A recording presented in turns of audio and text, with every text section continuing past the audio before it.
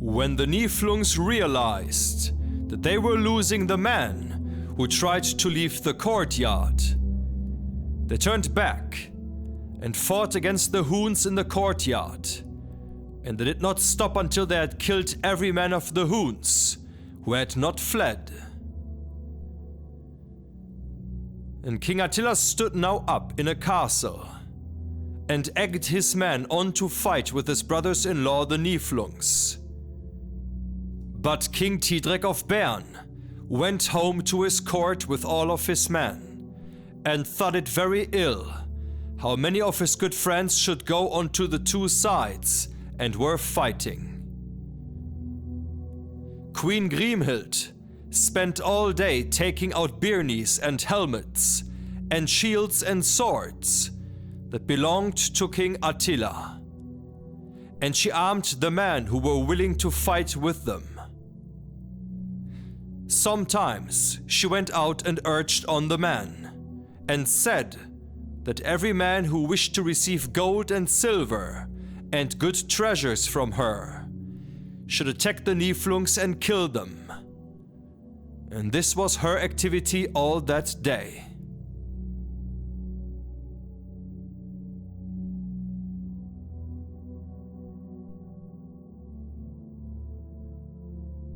A sharp battle took place that day, when the Huns attacked the courtyard and the Niflungs defended themselves. The courtyard where the battle took place was called Homgard, and it is still called Niflungar-Homgard today. Here many men fell, both of the Huns and the Niflungs. Twice as many Huns fell, however, but men came in from the surrounding districts and from other cities, and the Huns now had twice as many as they had had at the beginning. Högni spoke to his brother Gunnar. It seems to me that many Huns and Amlungs have been killed, but however many Hunnish men we have killed, there are twice as many coming in from the district, and it is as if we did nothing. The chieftains of the Huns never come near, and we fight only with their thralls. It is the greatest grief to me that we cannot get out of this courtyard. We could then choose ourselves whom we wish to fight, but we can clearly see how this game will fare if it remains as it is. The Niflungar will fall, even though they will more likely have to endure the spears or arrows of the Huns than their swords. And we can gain no advantage if we cannot use our striking weapons against the Huns. And now, I intend that we bravely fight our way out of the courtyard. There was a stone wall built around the courtyard, mortared like a castle wall, and the same wall stands there today. Högni and the others ran into the western part of the courtyard. There the wall was easiest to climb. The Niflungs broke down the wall with great strength, and they did not stop until there was an opening in the wall. Then Högni ran out quickly through the opening, and outside there was a broad street with halls on both sides, and there was not much room. Gernot and Giselher followed him, and many Niflungs came with them and pushed forward between the houses. Earl Blodlin came against them with his force, and a great battle took place there between the buildings.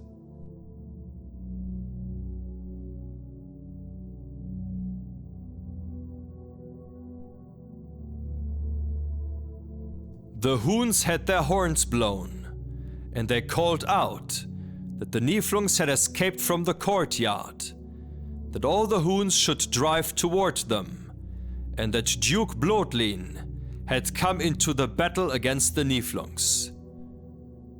The Huns charged into battle and every street was almost completely filled with Huns. And the Niflungs were pushed back by this overwhelming force and fell back into the courtyard. But Högni went up to a hall and pressed his back to the door of the hall, and it was locked. He held his shield before him and struck with his hands one man after another. He hacked the hands of some, the legs of others. Some he cut through the middle, and some he cut the head off. And no one attacked him who did not fare badly. And there was such a throng around him that those who were killed could scarcely fall to the earth. And he defended himself so with his shield that he did not receive a single wound.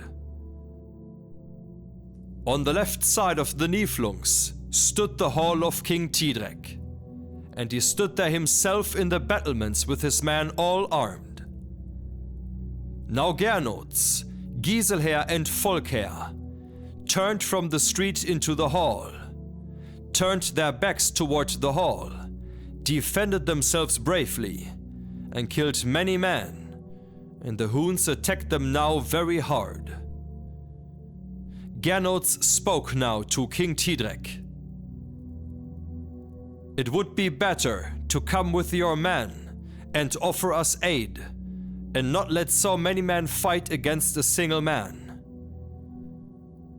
And King Didrik answered, Good friend Gernot's, this is the greatest grief for me, that this battle has broken out.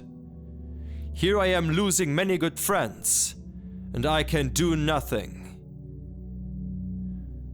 I will not fight against the Huns, the men of King Attila, my lord, and I will do no harm to the Niflungs either, as things stand.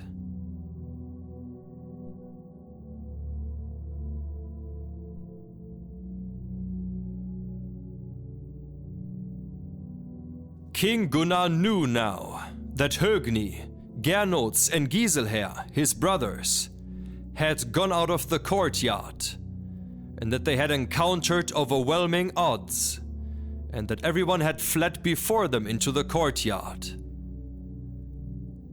King Gunnar had to guard the easternmost gate, where Isung and his men stood outside. And when King Gunnar heard that Högni needed help, he struck out westward, through the courtyard, to the opening the Niflungs had broken, and he went out bravely with his men. And immediately outside the wall, the Huns stood armed to the teeth, and the greatest battle broke out, and King Gunnar advanced powerfully, but none of his men was strong enough to follow him. Duke Osid came now against King Gunnar. He was a kinsman of King Attila, and was the bravest of warriors, and he fought fiercely with King Gunnar for a long time, until the dark of night came. Because King Gunnar had come alone into the Huns' army, and fought against the greatest warriors, he was overcome by the overwhelming force and captured. His weapons were taken away, and he was bound. And when the Huns had won this victory, there was a great outcry. King Attila and the queen commanded them to bring King Gunnar and not kill him. So Osid brought King Gunnar before King Attila's knee. He cast him into the snake pit, according to the advice of the queen, and there he lost his life. That tower stands in the middle of Susa.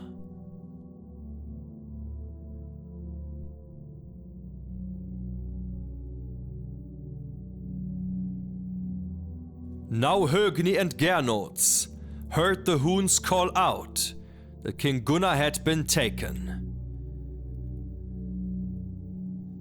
Högni became so enraged that he sprang away from the door and forward into the street, and struck on both sides, and no one could stay with him.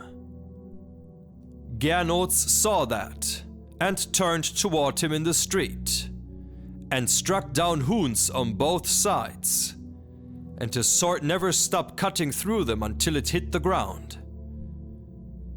Prince Giselher followed him, and killed many men with his sword Gram. They did so much damage that no one could stand against them, and all the Huns fled, but some were killed. And now the Niflungs came out into the street from the courtyard, and raised a giant whoop, calling out that the Huns were evil dogs, and that they ran away when the Niflungs wanted to avenge themselves. And now they ran around the city killing men wherever they came. It was now completely dark, and the Huns went to fight against this group. King Attila went up into his hall, and had the court locked, and protected so that the Niflungs could do nothing. Markgraf Rodinger went up into King Thidrek's hall, and stayed there a while with him. Duke Blodlin went into a hall with his men, along with Irung and his men. And during this night, many men came into the city, and it was completely dark. In this part of the story, Grimhild, the queen of Hunaland, is finally having her revenge for young Sigurd, her former husband. The Niflungs' king had even been taken prisoner and thrown into the snake pit of Soest. And if you want to know if the remaining Niflungs can stand against an overwhelming force of Huns that is still coming in during the night from the surrounding areas, you will have to wait until the next episode of the Thidrekssaga, and then be back here in time, in the Hall of Sagenheim.